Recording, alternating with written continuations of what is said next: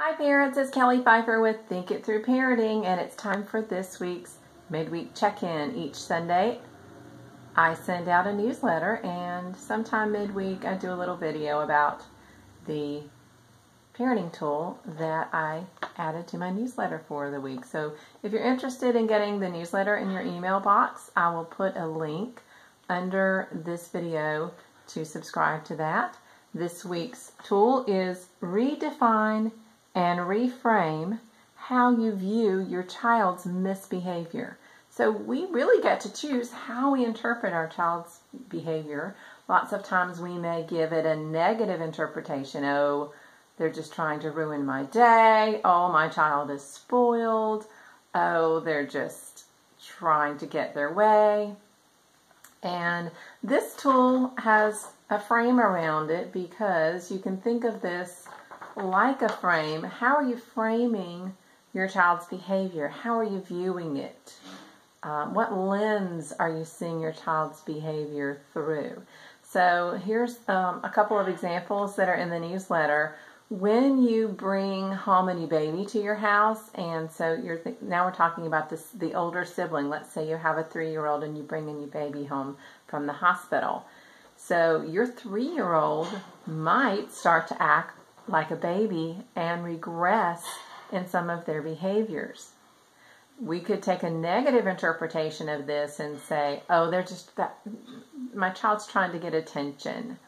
Oh, are you acting like a baby? You're not a baby. But if we reframe that, we can think about, what is the child's perception here? Wow, mom and dad are giving a lot of attention to that baby. It cries all the time. I'll act like a baby, and then I will get to be noticed too.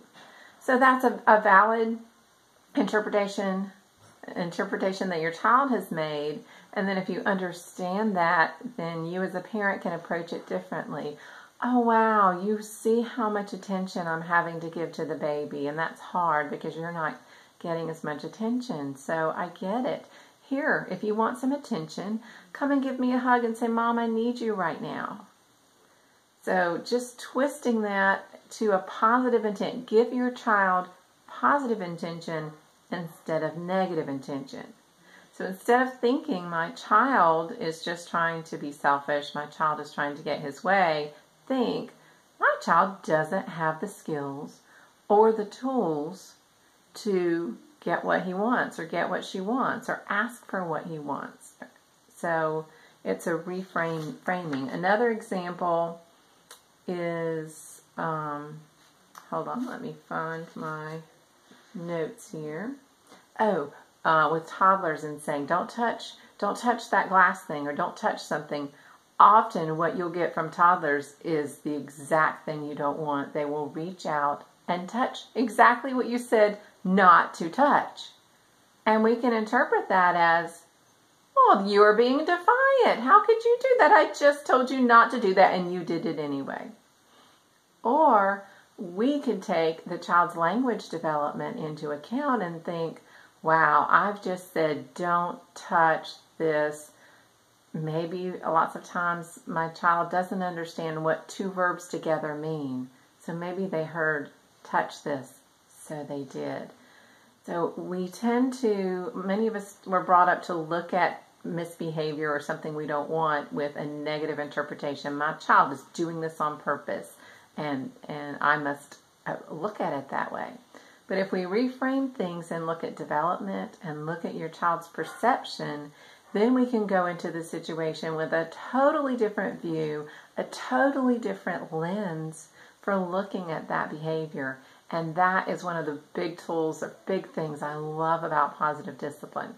Because if I give my child positive intent and look at it through a different lens, I stay calmer, and then I can approach it with a tool that actually might address the problem that's causing the behavior.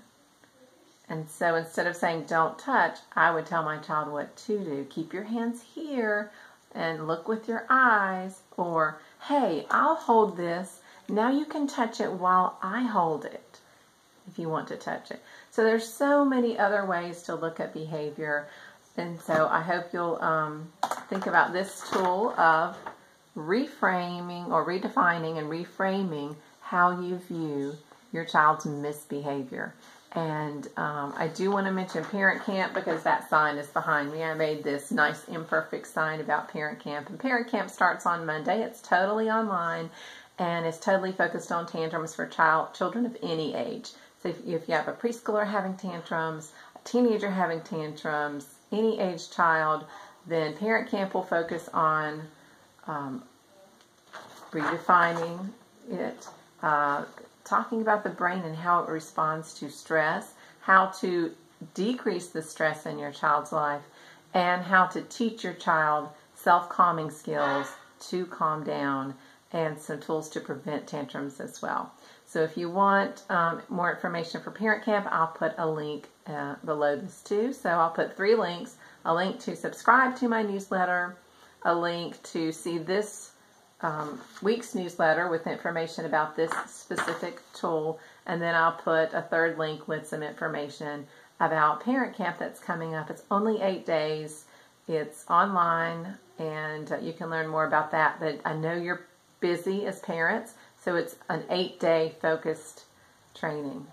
Have a good week and try to figure out how to redefine and reframe your child's misbehavior this week and see how it can change your week. Bye.